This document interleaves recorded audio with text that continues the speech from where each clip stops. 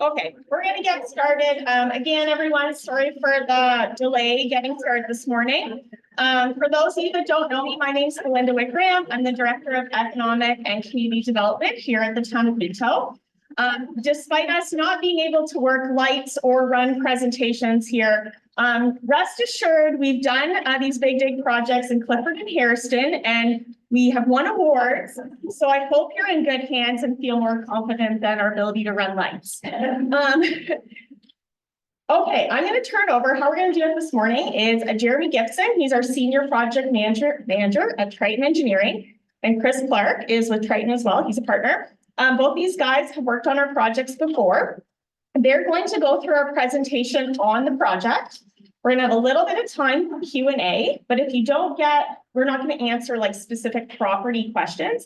And note also that we're pretty early in the project. So this is a very introductory session, I guess. And note that we'll do lots more information meetings and information sharing as we go forward. So we'll do some general overview questions maybe. And if you have other questions, there's sheets on the table, but Jeremy can give more details. After that, I'm going to do a quick presentation on what we've done in the other two communities around marketing and communications for these projects, what's worked well, and what you would like to see happen in Palmerston, whether it's the same stuff or different stuff, different ideas, okay? All right, Jeremy, I'm going to turn over to you. All right. And we are recording this, and we will send out the presentation. So if you can't see this very well, rest assured you will receive it in an email. Just make sure that we have all that information. Good morning, everyone. As Belinda said, I'm Jeremy Gibson with Triton Engineering. I'll be the project manager on this project. And like she said, we have gone through this with Clifford and Hairston. I myself have done two other downtown projects as well, downtown Moorfield and downtown Dundalk. So this will be round number 5 for me when it comes to a downtown reconstruction. So hopefully we're in good hands and we're good to go. So a little bit of an introductory into the project itself. The meeting today is more of an understanding of the project, the scope of the project itself, to review some of the drawings that we currently have in the preliminary stages, learn what you can expect during construction itself, provide timelines and the next steps that we are going to take, plus the construction periods. Provide you some contact information if you have any questions within the next little bit as the presentation goes on. I don't think I had this time, did I? Nope. Technology is doing weird things. Apparently. Sure. Is that better? Sorry about that. If you can't hear me, feel free to let me know. Just a little bit of background on the project itself. It is literally on here, we actually have 2.3 kilometers. It's actually more about 2.8 kilometers by the time we take in account of everything. But that, no, it's on time for some reason. I don't know why. So it extends past TG Minto on the east end, all the way out to the connecting link point towards Highway 23. The sections will be broken into 3.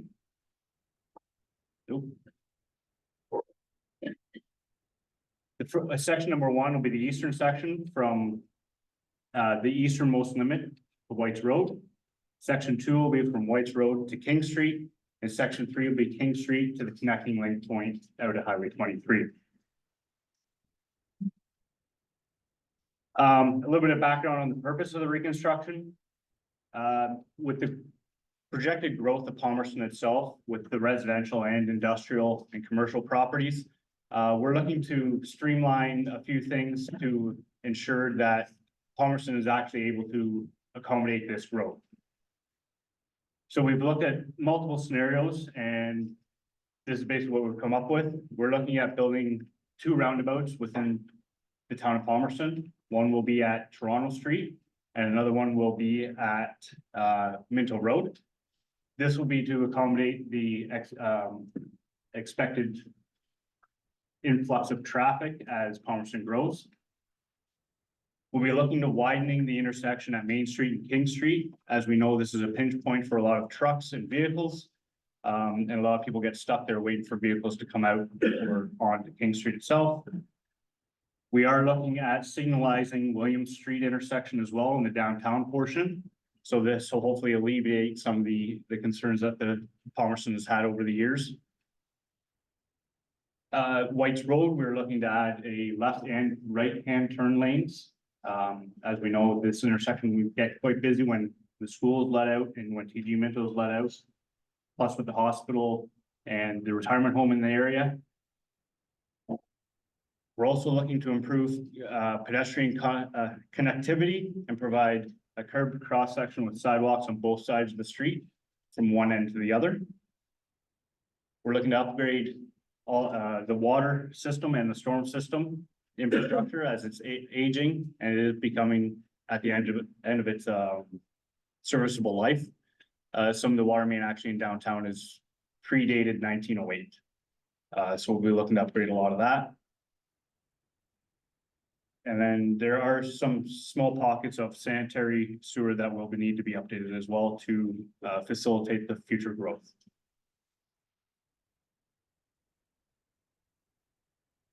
So as some of you have traveled down Main Street Palmerston, some of the road is getting pretty rough. It's getting to the end of its life term. So we'll be looking to replace everything right from one end to the other. Some of the existing most of the old storm sewer is outdated and insufficient, so we're looking to update all that.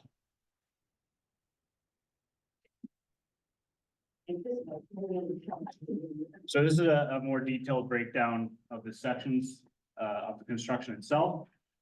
So section number 1, as you can see here, it starts down past TG Minto all the way to White's Road. This will include replacement of the existing road, new storm sewers, upgrade to an urban cross section as the north side of Main Street doesn't have curb or sidewalk. We're looking to upgrade that. Extend some of the municipal services and also install the roundabout at Toronto Street itself. Section 2 from White's Road to King Street. Again, we'll be replacing the road and the road base, new storm sewer, water main, new curb and gutter, sidewalk, new streetlights in the downtown, plus new streetlights outside of town, outside of that limit as well. And then we will be looking to update the landscaping in the downtown core as well. Section 3 will be from King Street out to Highway 23 limit. Again, we'll be looking to upgrade a portion of this to an urban upgrade. So this will include curb and gutter, storm sewer, extend the water main and the sanitary, and install a roundabout at Minto Road itself.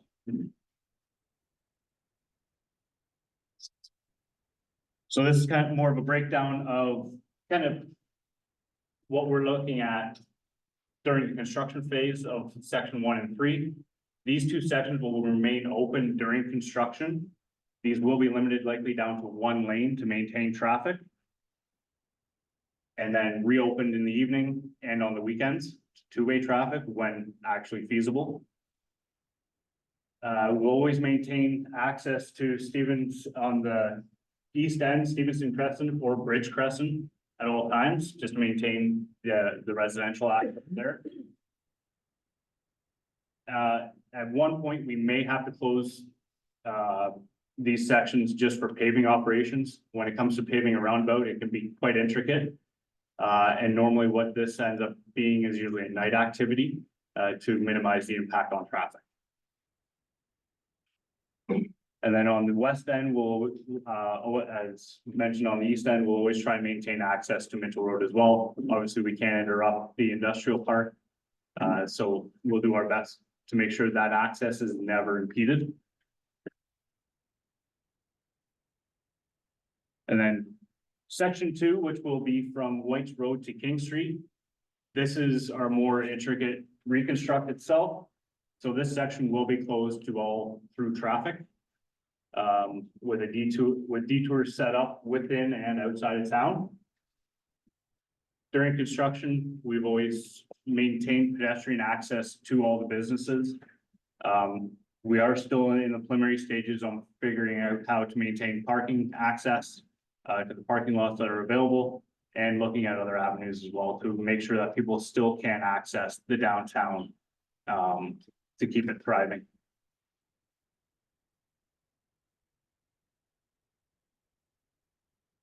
This is the detailed plan of the roundabout at Minto Road itself. As you can see, it will be quite a big improvement for this area. Our whole idea here is to help maintain traffic flow, but also slow it down at the same time. I know there's a lot of complaints about people flying through downtown as they're coming in from that end. So this here, we're hoping to utilize it as a traffic calming, but also to maintain traffic, so.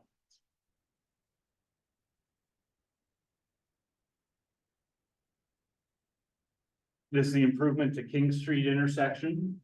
As you can see here and on the drawings are on the side, the existing intersection itself is quite narrow. And it does get bogged down quite a bit with truck traffic. And with the truck turning movements, it does impede the flow of traffic itself. We're looking to widening it and making it a little bit safer for everybody.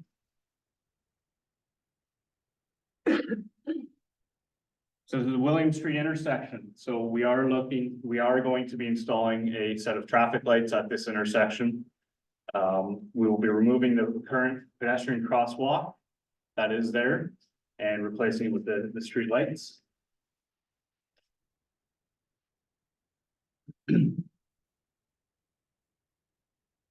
White's Road will be actually taking that pedestrian crosswalk from downtown and relocating it to White's Road at the high school. Here we're adding the turning lanes, the right-hand turn lane and the left-hand turn lane, and the pedestrian crosswalk there. So hopefully this will help with a lot of the pedestrian traffic.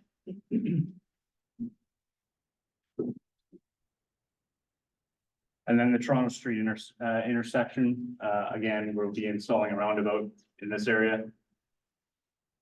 Same concept is to maintain traffic flow, but also help as a traffic calming measure as well.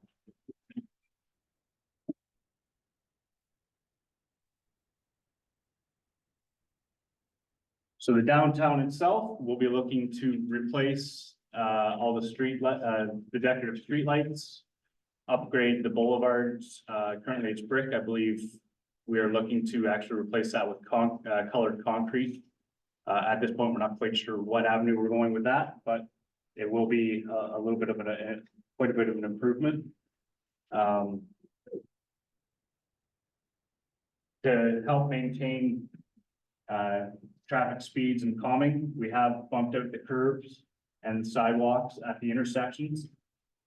One, to protect the parked vehicles, but also help with pedestrian movement and traffic calming. We've narrowed the road slightly, so this is actually the same width of road that we have in Hairston.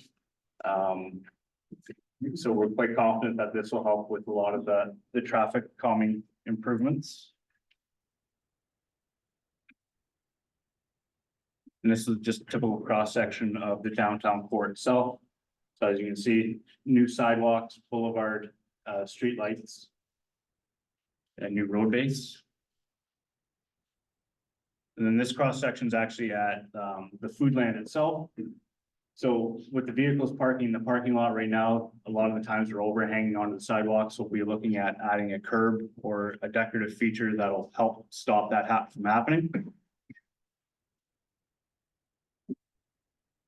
So a little bit of background on us as Triton, what we've previously completed.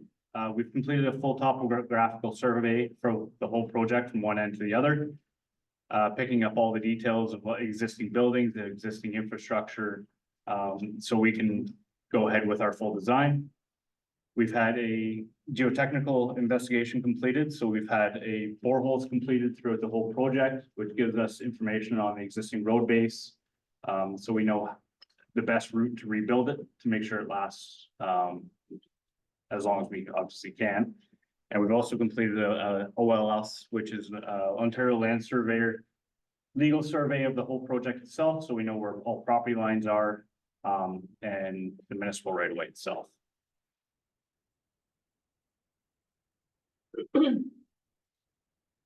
So just like any other project, there is some potential property, I guess, intrusion, I guess you could say. So as we're connecting new services, grading, to facilitate the new designs, there might be, at some point, we do have to encroach onto private property, to be able to facilitate this. Whether it's service connections or grading driveways or front yards. Normally, with our design drawings, we usually show where these match lines are, which we'll call match lines, so how far we have to impede. For the most part, we don't have to go too far, but sometimes we actually do. And when we put everything back together, everything that we took out is replaced with what was there before. So if you have a concrete driveway or an asphalt driveway, it's replaced, and then obviously make everything new again. So a little bit of a timeline of the project, the overall project itself. Currently, we've completed the preliminary design of the road itself. So this winter, 2024-25, we're looking to finalize the engineering drawings and be ready to issue it for tender. Next spring and summer, we'll be looking at doing some preliminary work on Main Street itself, just to help facilitate the construction. This will include utility relocations, tree removals, and temporary measures that may be needed to facilitate some of the traffic movements during construction itself. So whether it's widening certain portions of the road so traffic can get through while construction being happening in section 1 and 3. Fall of 2025, we are looking to tender the project itself. Spring of 2006, we'll be looking to proceed with phase 1 and 3 construction. Phase 2 will follow, phase 2 will follow in the spring of 2027. And we're hoping to wrap up all the construction in fall of 2027. However, there will be some work that will need to be performed in 2028. Some of it may be just deficiencies, replacement of issues from the construction itself, and just finalize the project.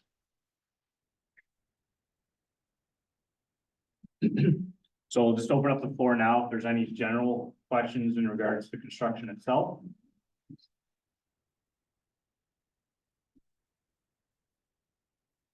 Question there and a question there. Yeah. That might.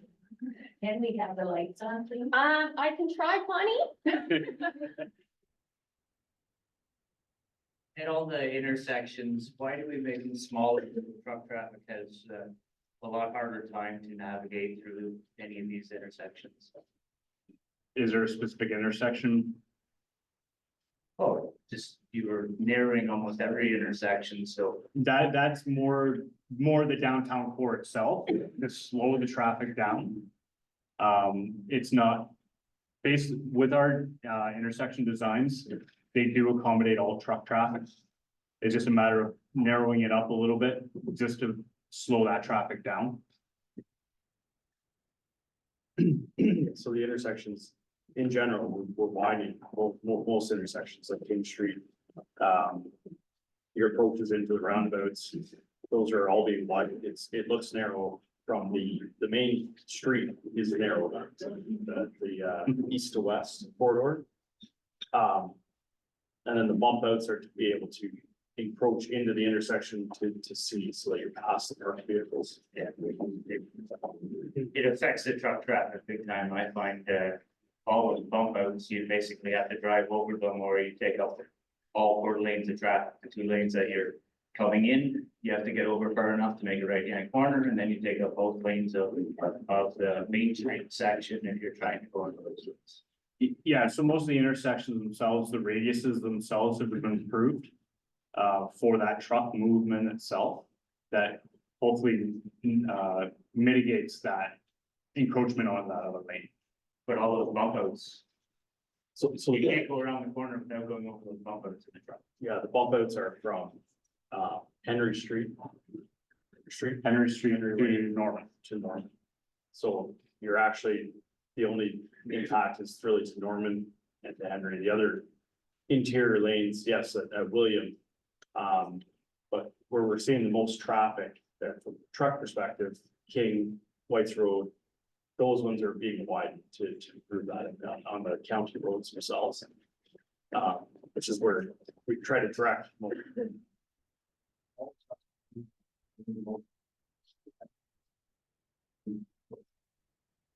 Yeah, so we've improved that radius on Normal as well. We've widened it up.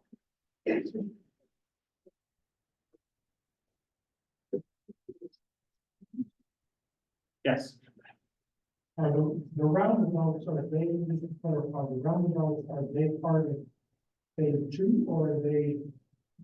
So the roundabouts themselves will be part of phase 1 and 3. So these will be constructed with the live traffic itself. So these sections will not be closed. The only time they will be closed likely will be during paving operations. Is there gonna be any interruption to infrastructure when we're putting the roundabouts in, so say Minto Road for, water supply or sewage? No. So, when it comes to water supply itself, if there is an interruption with the water itself, we install a temporary water main.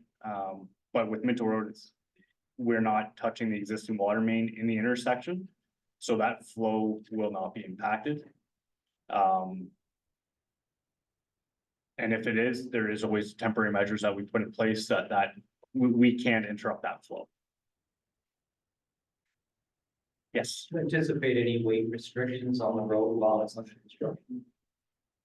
As far as, steel delivery to. Nope. So No, trucks can get quite heavy. yeah, no, we've never had an issue with weight restrictions in regards to that.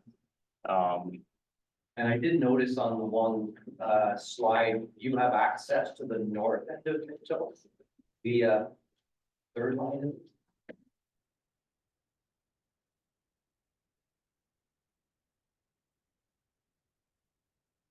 Your detour route. All the main block. So right there at the top of the Yeah. slide.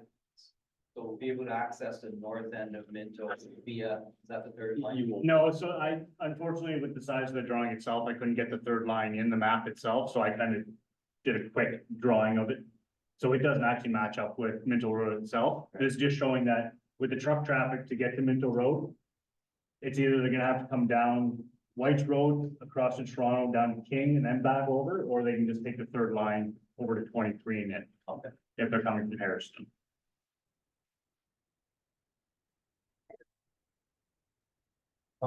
During the road closure, once you're doing the paving operation, how do we accommodate shift change?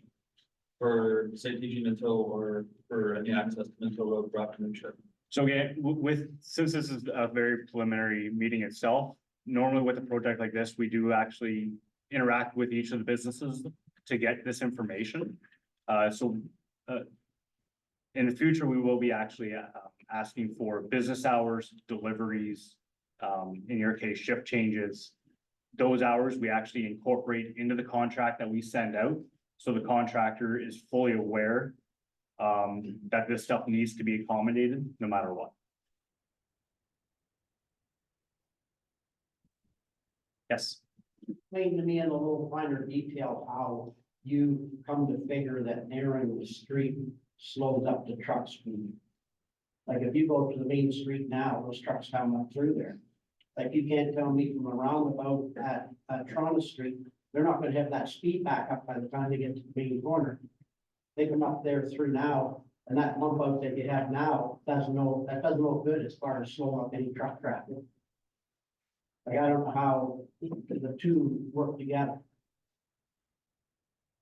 And why, if you had an opportunity to keep your street as wide as you could, why would you try to narrow? Like you try to get out of a vehicle in Harrison, you have to be very careful that the cars coming, that they don't take your door up.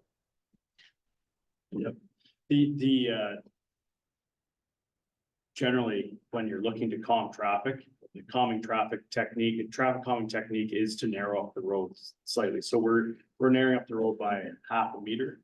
Yeah, Overall, so it's not in the downtown core. we're not actually narrowing it up that much more, just the bump outs give you a sense of restriction. So just like a roundabout, when you're approaching the roundabout, you tend to slow up because you've got impedances in the way. This is same scenario here. It's, Well, I slow up and roundabout because I'm going around. If I come into a street, I'm not turning, I'm not gonna slow down. yeah, well, in general, if you've got a wider area to travel on, you're Yeah. going to feel like you can keep your speed up. So that's why we do these bump outs to narrow it up slightly. My understanding that there's been some other towns that have done this and aren't happy with what these bump outs provide, so. I don't know if there's been much. Well, we're happy to receive all those comments. Yeah. That's why we're here today, so. Yeah. Absolutely. Do those bump out, take parking spots? Because we already have a parking issue in downtown Palmerston. They will, in terms of the, yeah, you're probably losing. I don't know, we did an assessment, you're probably losing 5 from, total from Norman to Henry because of the bump outs. 4 or 5 spots. So yes, they do. It does delineate.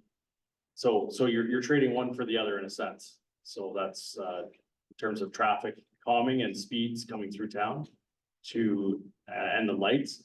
In order for the lights to function properly, we have to narrow this up to travel the distance between the pedestrians to walk. You require those bump outs, which is here now with the crosswalk already in place at William and Main. And then this is to facilitate, we talked about, outdoor patios as well on these fronts. So that aligns well. At this intersection in particular, the only spot that we're having the outdoor patios, that it facilitates that. But the distance that pedestrians travel across there is why we need these bump outs at this particular location, and then we align that with the center line of the road throughout to try to maintain that alignment. And the big thing here with or without the bump outs itself, we already looked at reducing parking spots for sight lines. So whether the bump outs are there or not, those parking spots would have been lost anyways to maintain sight lines for vehicles coming off of side streets themselves. So there is gonna be a designated area for more parking then? We know that? That we have not, I mean, that's why we're here today to discuss all these things, so. And then bring them up to the public and to the businesses, so if you've got a concern about that, we'd like to hear it. Yes. Will the sidewalks potentially be raised to make the downtown more accessible? Right now, the way that the buildings are, they're all older buildings, so most of them have a large step to get into. Yes. Will the sidewalks, once they're reconstructed, be raised to match the current doors of downtown buildings? So, I haven't quite got to that stage of that yet. Most of the time, we do try and accommodate the existing doorways of the downtowns themselves. Unfortunately, we are limited on what we can do with the sidewalk. Without creating trip hazards, we do have to maintain certain crossfalls of the sidewalk, slopes, things like that. We do accommodate as much as we can, but we cannot guarantee that your building is going to become accessible during the project itself. I have been successful in past projects where I have been able to accommodate that, but some of the older buildings, it's just not feasible. Any other questions? So like the guy said, there's, oh, sorry, Jeff, did you? Nope. No, William will still maintain two-way traffic and Jane Street will stay the one-way as well.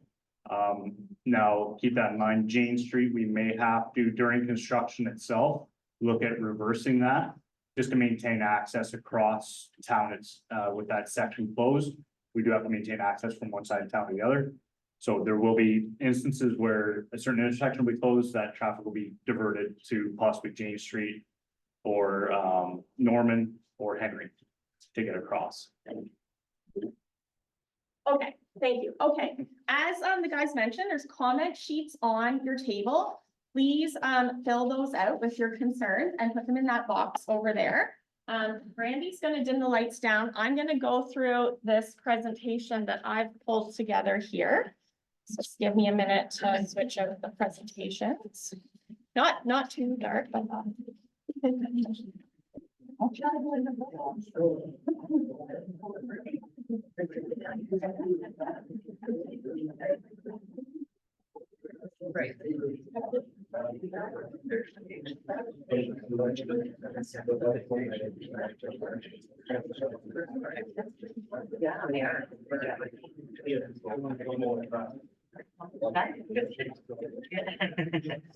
I think most of my questions are good off the back of the comments. Especially when they're saying preliminary, we don't want to listen to say, I did agree. They don't have the answer. Hold on.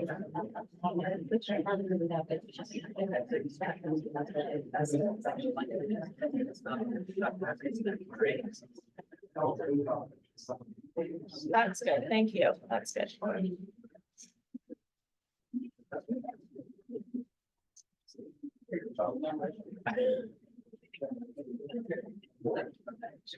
Alrighty.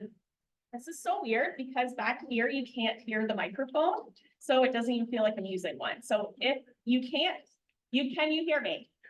Yes, no, I will eat the microphone. Okay. So what I want to do here, like I said, is to show you what's worked in the other two communities. Like I said, we've won awards for this project. We've talked at other conferences about these projects. People call us about how we ran our programs. So we've done this before, but there's always room for improvement. So what we want to do today is show you what we've done and then get your feedback on if we're missing anything or what you guys would like to see specifically in Palmerston. So we'll get started. So one of the first things that is key is having a catchy brand. We had Harrison, we're digging it. It worked really well. There was a lot of things you could do with it that caught people's attention. So Clifford decided we want to keep Clifford, we're digging it. So I want you guys to think about, do we want to continue with the Digging It brand? It doesn't necessarily have to look the same, but should consider that it is a construction project. So you don't want it to be too pretty. You do want to get across it is something construction, hence the black and yellow coloring. But if not, what are your suggestions? Just don't say, I don't want to do what the other communities did. Give us a suggestion, okay? But it was successful. It's catchy. Just throwing it out there. Communication during this project is key. We're 2 years out and we're communicating with you now. In a lot of communities, this doesn't happen, okay? So we are very committed. A lot of us live and work in our community. We're very committed to making this as smooth transition as possible for you. We understand it's not easy. So communication is key. One of the things that we did was bi-weekly construction meetings with the businesses. And Jeremy is amazing. He was on site every day. So if you had issues, you could go talk to Jeremy when it was an issue. You didn't have to mull it over, go around talking to the rest of the businesses, creating issues. You could talk to Jeremy and your thing was solved right away. Or if you had questions, you talk to Jeremy, it gets solved. So we did these meetings to keep everyone updated. That was a key thing, and we would commit to doing the same. As I mentioned, Jeremy was on site. You're assuming you would be on site still, yes? Or someone? Generally, yes. Yes, okay. I'll be overseeing it. Thank you. Somebody from Triton. Weekly updates from the inspector to the community and the businesses. So what we did was like, this is what we did this week in construction. Here's what's planned next week. And we emailed everyone on the email list, as well as we created a project website. So you could either read your email or go on the project website and you would know what happened this week, what's planned for next week. So one of the questions here is we want you to think about how do you want us to communicate with you and your business about the project? So these are things we'll commit to doing, but if you have other ways that you want to be communicated with, please let us know. In terms of marketing and communications, we did a multimedia marketing and communication plan. So we partnered with our local radio stations, and Nick here from the ranch, nice to see you. So we will do partnering and partnerships with our radio stations. They were really good in recognizing that this is hard for businesses too. So they offered really great deals for businesses to do marketing and promotions themselves, as well as us doing all kinds of promotions to drive traffic downtown, pedestrian traffic. We worked with our local newspapers, and I see our friends from the Wellington Advertiser are here. We worked with them and others to do stories. Every week we did a feature on what's going on or what's happening that's fun, and then the businesses tagged on out at the bottom at a discounted rate. We created packages. We had social media on Facebook, Instagram, and Twitter. So !Palmerston digging it, the hashtag. People could be out and about sharing that. As I mentioned, the project website, YouTube. So we did videos with our engineering friends, our construction manager at the county. Again, just telling what's going on. Then we posted those on YouTube, shared them on social media. Again, just like making sure people know what's going on.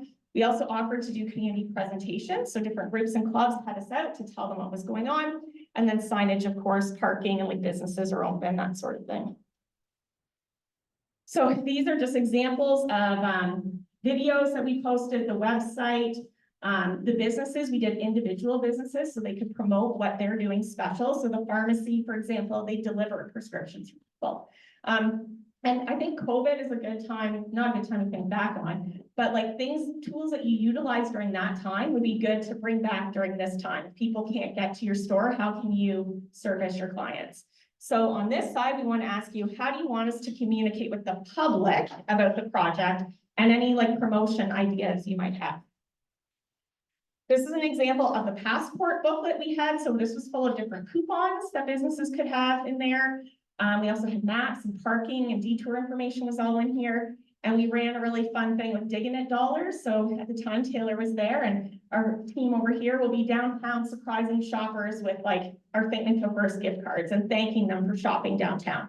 So we'll be investing money in gift cards that we want to encourage people to go shop downtown. So a little plug for Think Minto First. If your business is not already signed up to receive those gift cards, you can talk to Caitlin in the yellow. So we also did some special events. So in Harrison, we ran an event called High Heels and Dirty Deals. So they have a ladies' night. So what can we do in the summer to bring people down? So that was really successful. And in both Clifford and Harrison, they did big celebrations in the street. And today they still continue on, their legacy pieces. So we're asking you, what special events or ideas do you have to bring people downtown? And how do you want to celebrate when it's over? Partnerships are key for this. Like we all are in this together. We all need to work together. So partnering with our businesses, partnering with the chamber, our contractors. We've been fortunate in the past to have a local contractor who knew the value and the importance of finishing the project on time. So we'll see how that turns out. Triton Engineering, their office is in Harrison. So we're really fortunate to, again, to have local people working on this that know the importance. We worked with our lighting supplier, furniture supplier, all of the contractors, everyone, they gave us money for prizing and stuff. So they're benefiting from this project. They gave us all the money and prizes that we could do. So we didn't ask the businesses to contribute to that. They bought the prizes that we were able to give out. So that was really nice. And as I said, with our local media, it's really important. I mentioned the awards. So I've already kind of highlighted these these questions as we went through. They're on your table. What we're asking is if you can just write down the question number, like 1, and if you have ideas, write them down. If not, think about these questions and send them to us. The last question I had is like, what else can we do to help you? We're already in talks with the Business Center Guelph Wellington doing pre-construction business training sessions. So like how you can prepare your business for construction. One of the funny things that turned out in Harrison Home Hardware, John Mock was telling us, like, don't skip out on your inventory because the construction promotions at the time, his business actually went up and he did radio ads thanking everyone for how good the construction project went. So it doesn't necessarily mean a bad thing. It could be good. So share other ideas with us. And that is all I had for our questions to you. But I just really want to stress that we are all in this together. We know construction's not easy. Having a positive attitude or is not a negative attitude is really key. Like you can't have customers coming into your store and complain about the construction project because why would I want to come back and shop in your store to hear you complain? So it's really key to try and maintain a positive attitude, especially in retail and service businesses. So is there any questions? Yes. Yep. It's not really a question, it's just more of a comment. I've been in other communities and I've never seen a community start so far in advance. Like King Cardin went through it nothing against King Cardin, they did it in their downtown, but they didn't start these meetings to like this far in advance. So I think everything that Belinda and the crew does do for marketing and all the events, you guys are in really good hands, but one key thing that is the positive attitude. I think that's where it is hard at times, but the positive attitude is really what makes a difference in the project. Yeah, thank you. Yeah. Awesome. Okay, so we're at 10 to 9. We're doing really good for time. So I would invite you to like think about these questions. I'll keep them up there. They're on your table. Just make sure when you put your answer that you just put the number beside it. So when I go through this stuff, I know what you're referring to. The guys are here. The boards are up if you want to get closer looks at stuff. Again, the comment sheets, make sure you submit those. Make sure we have your contact information so that we can continue to communicate. As Nick said and others, we're way far in advance, not a lot. Some things haven't been drilled right down yet, but we're getting there and we're committed to keeping everyone informed of what's going on. So thank you all for coming out this morning. There's lots of food, so please take some food, and that ends the formal part of our presentation. So thank you.